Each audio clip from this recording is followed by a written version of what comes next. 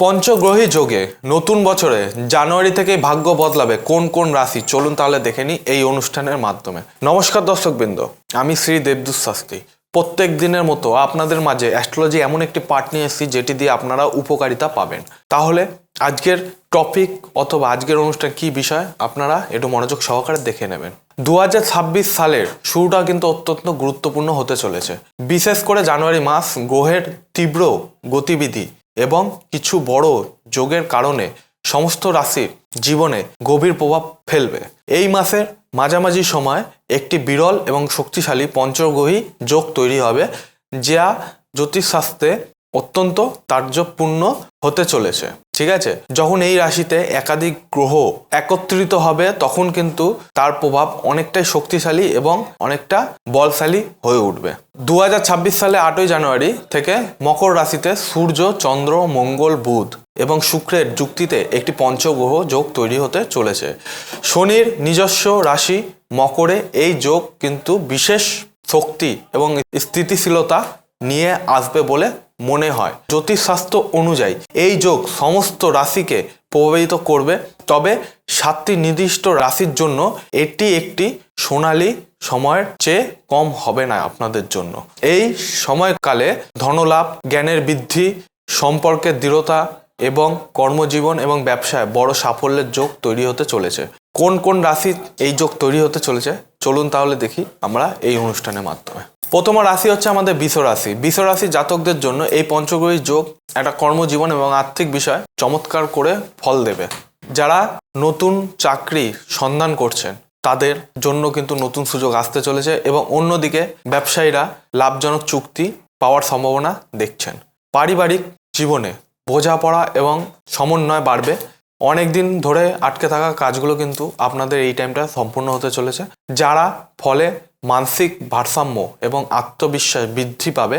পুরনো বিনিয়োগ এবং পরিকল্পনাগুলো থেকে কিন্তু এই টাইমটা আপনারা লাভ পাবেন এবং পাশাপাশি সমাজে আপনাদের কিন্তু মান সম্মান বাড়তে চলেছে। এটা হচ্ছে বৃষ রাশির জাতক বা জাতিকারা অনুগ্রহ করে দেখে নেবেন। দ্বিতীয় রাশি হচ্ছে মিথুন রাশি। মিথুন রাশির জন্য কিন্তু এই সময়কালটা জ্ঞান ও শিক্ষা এবং কর্মজীবনে দিক থেকে কিন্তু অত্যন্ত অনুকূল প্রমাণিত হচ্ছে। আপনার কর্মজীবনে নতুন দিক নির্দেশ আসতে চলেছে এবং পেশাগত জীবনে উন্নতির নতুন পথ খুলবে এবং দীর্ঘদিনের চলমান বিবাদ এবং মতভেদ মীমাংসা হতে চলেছে। যারা মানসিক স্বস্তি বয়ে আনবে, আর্থিক অবস্থা শক্তিশালী হবে এবং নতুন প্রকল্পে অংশগ্রহণ করে কিন্তু আপনাদের লাভজনক একটা ফল বৃদ্ধি পেতে চলেছে। পারিবারিক জীবনে সুখ শান্তি বজায় থাকবে এবং পারস্পরিক সখ্যতা বাড়বে। অর্থ, সম্মান এবং সামাজিক প্রতিপত্তি বৃদ্ধি পাবে আপনাদের এই সময়টাতে। তৃতীয় রাশি হচ্ছে আমাদের কর্কট রাশি। কর্কট রাশির জাতক বা জাতিকারা মনোযোগ সহকারে শুনে নেবেন। এই যোগের প্রভাবে অর্থ, সম্মান এবং সামাজিক প্রতিপত্তি বৃদ্ধি পেতে চলেছে এবং পরিবারের সুখ সমৃদ্ধি কিন্তু বজায় থাকবে এবং পারস্পরিক সম্পর্কে মধুরতা আসবে এবং বিনিয়োগ এবং ব্যবসা সংক্রান্ত সিদ্ধান্তগুলি কিন্তু লাভজনক হতে চলেছে এবং প্রমাণিত হতে চলেছে।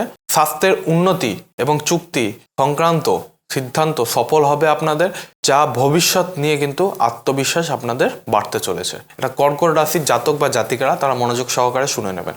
এবার আমাদের অন্তিম রাশি হচ্ছে সিংহ রাশি।